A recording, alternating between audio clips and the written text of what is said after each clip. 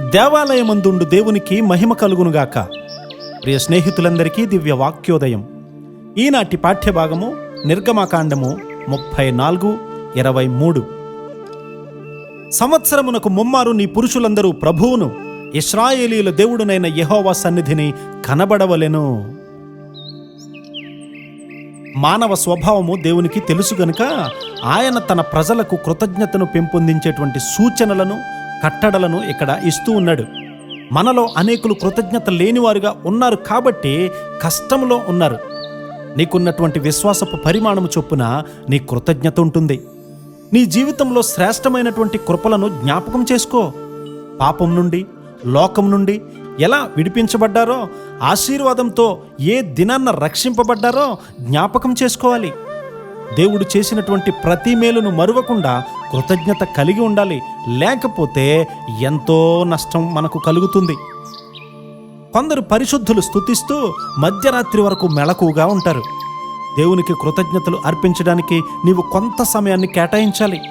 సంవత్సరానికి ముమ్మారు యూదులు యెరూషలేముకు వెళ్ళాలని దేవుడు చెప్తూ ఉన్నాడు. ఆ కాలంలో రవాణా సౌకర్యాలు లేవు. అయినా కూడా అంత దూరం వెళ్లాల్సిందే. దారిలో వారు ముచ్చటించుకుంటూ దేవుడు వారిని ఎలా ఒక జనముగా చేశాడో, ఒక్కొక్కరిని ఎలా ప్రజలుగా చేశాడో గుర్తు చేసుకునేవారు. అయితే వారి కొరకు మెస్సియా వచ్చాడని వారు తెలుసుకోలేదు. ఆయన ఇంకా రాబోతాడనే ఎదురు చూస్తూ ఉన్నారు. కొన్నిసార్లు కుటుంబాలతో వచ్చి దేవాలయంలో అర్పణలు అర్పించేవారు. వారి జ్యేష్ఠ కుమారుణ్ణి దేవునికి ఇవ్వాలని దేవుడు కోరాడు. మనమైతే ఎన్నోసార్లు ఆయనకు వ్యతిరేకమైన కోరికలు, ఆలోచనలు కలిగి ఉన్నాం కదా. దేవుని తలంపులతో మన తలంపులు చేరుకునే ప్రక్రియను బట్టి క్రైస్తవ జీవితాభివృద్ధి ఉంటుంది. క్రమంగా మన తలంపులు పోయి దేవుని తలంపులు మనలో స్థిరపరచబడతాయి.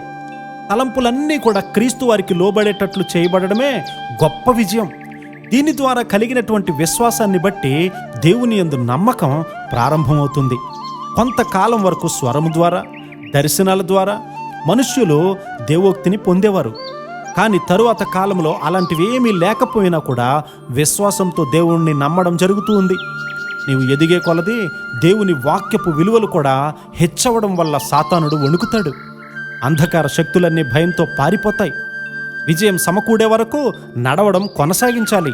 కొనసాగే కృపాధన్యత దేవుడు మనందరికీ అనుగ్రహించునుగాక. ఆమేన్.